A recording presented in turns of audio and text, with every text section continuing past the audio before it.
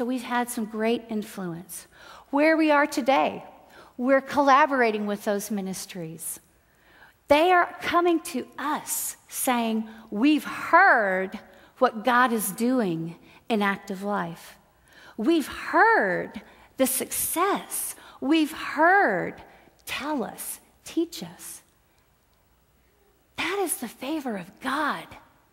That's nothing that we drummed up. That is the favor of the living God. And it's by His name that this ministry continues to advance and make such an impact.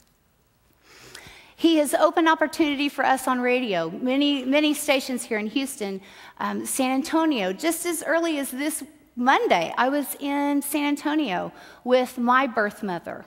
Yes, I'm the face of a crisis pregnancy as well. She loved me enough to give me life, and she loved me so much that as a good mom does, she provided a wonderful home for me through adoption. And get this, this interview wasn't for a Christian radio station. This was for National Public Radio.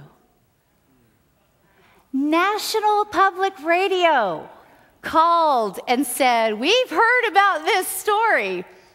We want this story. You want to know why they want the story? This is, again, a picture of how magnificent our God is. He will use anybody to advance what is dear to His heart. And National Public Radio was chosen. They want to not only air it, they want to preserve the story in the Library of Congress so that future generations can come and hear what God has done in act of life. That is God. Amen. He's used the power of what He has created in active life to also make an impact in the internet world. That is the next cutting edge that we as Christians need to realize, and certainly for this particular cause in terms of life issues. Again, here's one example. Oregon Right to Life found out about us and called and said, what's going on in Houston, Texas? We talked with them and they said, we don't know how to talk about adoption, and we don't have pregnancy center counseling rooms like the ones that we're accustomed to, but we interface with them through email. They are literally around the world. We had the opportunity to be in an international phone conference where we were able to equip them on the phone. Because you see, this is the truth. It doesn't matter whether you talk with somebody or type with them, the content is the same. God's heart remains the same about the issue of life. Life is important to Him. Life is who He is. And He wants us to help people see the truth about life. So not only have we trained them just a little bit on that, but we've actually written content pages for their existing websites, as well as helping construct new websites that are getting ready to be launched. Again, God doing this. We just simply want to be involved with what He's doing. So, how it started, where we've been, where we are, where are we going? What does He want us to do? Well, 1 year ago, Ruth Graham shared her story with us. And she caught the vision, and she understood and even said 1 year ago, this isn't just for Houston. This isn't just for Texas. This isn't just for the United States. This is for the world. And I want it to be seen on the international level. And here we are just a year later, and look at what God has done. I'm telling you, Henry Blackaby was right. You find out where God is and where He's moving, and you get involved. And it is the wildest adventure that you will ever, ever be a part of. That's exactly what this is. So our goals are to expand our Train the Trainer program. That's something that we launched at the end of 2007, where we want to identify people who have said, I want to be a part of this. I want to help train people. We've trained more people to be able to offer and facilitate our training program. We want to expand that. We are already in Houston. We are establishing a firm presence in Midland.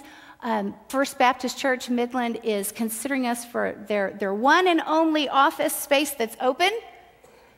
The pastor said, we want you to have this.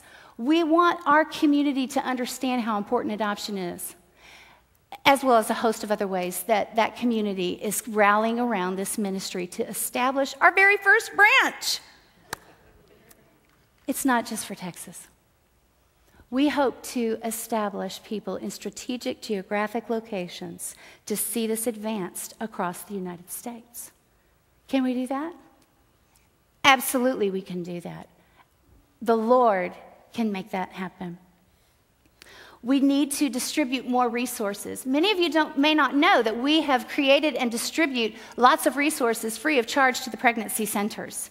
We need to be able to do that more because they're calling saying, we need more, we need more, we need more. We need to do that. We're going to continue leveraging the internet and the media and build on existing relationships with great, great ministries like Focus on the Family, like Dennis Rainey's Family Life, like others. In closing, I want to share one last thing with you because this is so God. And I want you to know how hard it was to be able to narrow it down to all these different things that I've showed you tonight. Because we serve a mighty God, y'all. Amen. Not a dead wooden idol. He is alive. And he desires that we understand that, commune with him, and serve him. Because he desires to pour his Spirit out.